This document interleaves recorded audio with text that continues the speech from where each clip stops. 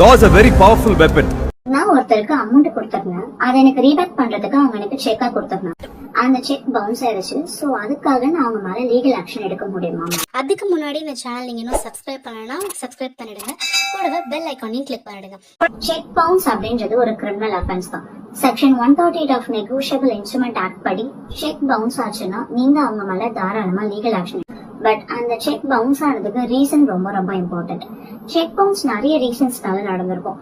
செக்ல overwrite பண்ணியிருந்தா, cheque damage ஆயிருந்தா, இதுக்காகவே செக் பவுன்ஸ் நடக்கும். பட் இன்சபிஷியன்ட் ஃபண்ட், அதாவது செக்ல ஃபில் பண்ண அமௌண்ட் அவரோட அக்கௌண்ட்ல இல்லாம செக் பவுன்ஸ் ஆயிருந்துச்சு, அந்த ரீசனுக்காக மட்டும் நீங்க அவங்க மேல லீகல் ஆக்ஷன் எடுக்கலாம்.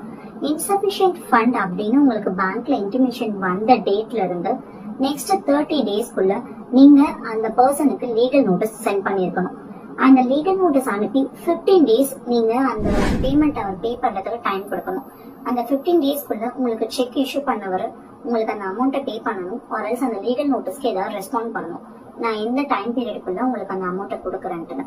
பட் அந்த 15 நாள்ல அவர் உங்களுக்கு எந்த ரெஸ்பான்ஸும் பண்ணல அப்படின்னா நீங்க நெக்ஸ்ட், அதாவது அந்த 15 டேஸ் முடியறதுல இருந்து நெக்ஸ்ட் 30 டேஸ்க்குள்ள நீங்க அவர் மேல கோர்ட்ல கேஸ் ஃபைல் பண்ணி தாராளமா லீகல் ஆக்ஷன் எடுக்கலாம்.